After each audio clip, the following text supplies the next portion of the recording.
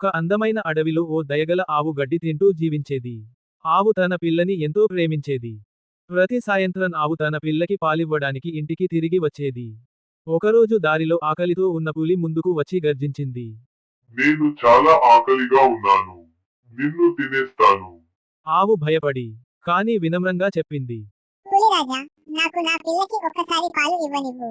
నేను తప్పక తిరిగి వస్తాను. ఆవు మాట విన్న పులి ఆశ్చర్యపోయింది. సరే, వెళ్ళిరా. కానీ మాట తప్పితే నేను వెతుక్కుంటూ వస్తాను. ఆవు ఇంటికి వెళ్లి తన చిన్న పిల్లకి పాలు పెట్టింది. పిల్ల ఏడుస్తూ అన్నాడు. అమ్మా, నువ్వు వెళ్ళకూడదు. పులి నిన్ను తింటుంది. ఆవు స్నేహంగా పిల్లని ఓదార్చింది. ఆవు తిరిగి వచ్చినందుకు పులి ఆశ్చర్యపోయింది. నీ నిజాయితీ గొప్పది. నేను నిన్ను చంపలేను. నువ్వు నీ పిల్లతో సుఖంగా జీవించు. ఆవు తన పిల్లతో ఆనందంగా జీవించింది. పులి దూరం నుండి వారిని ప్రశాంతంగా చూసింది. నీతి, నిజం, నిజాయితీ ఎప్పుడూ గౌరవం తెస్తాయి.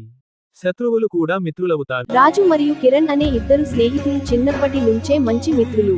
వారు కలిసి చదువుకుంటారు, ఆడుకుంటారు, ఎప్పుడూ ఒకరికి ఒకరు తోడుగా ఉంటారు. ఒకరోజు వారు అడవిలోకి పయనమయ్యారు. చెట్లు పచ్చగా ఉన్నాయి, పక్షులు కూస్తున్నాయి. వారికి ఆనందంగా ఉంది. అప్పుడే ఒక్కసారిగా ఒక పెద్ద ఎలుగుబంటి గర్జిస్తూ బయటకు వచ్చింది. రాజు, కిరణ్ ఇద్దరూ భయపడ్డారు. భయంతో రాజు వెంటనే దగ్గర్లోని చెట్టెక్కాడు.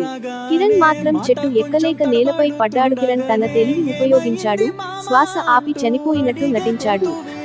ఎలుగుబంటి దగ్గరకి వచ్చి వాసన చూసింది. ఎలుగుబంటి వాసన చూసి అతను చనిపోయాడని అనుకుని వెళ్లిపోయింది. కిరణ్ కాస్త ఊపిరి పీల్చుకున్నాడు. రాజు చెట్టు దిగాడు. నవ్వుతూ అడిగాడు, ఎలుగుబంటి నీ చెవిలో ఏమన్నది? కిరణ్ నవ్వుతూ అన్నాడు, నిజమైన స్నేహితుడు ప్రమాదంలో వదిలిపెట్టడు అని చెప్పింది. రాజు సిగ్గుపడ్డాడు. ఇద్దరూ నిజమైన స్నేహం విలువ తెలుసుకున్నారు. ఇద్దరూ చేతులు పట్టుకుని ఇంటి వైపు నడిచారు. మళ్ళీ విడిపోకూడదని నిర్ణయించుకున్నారు.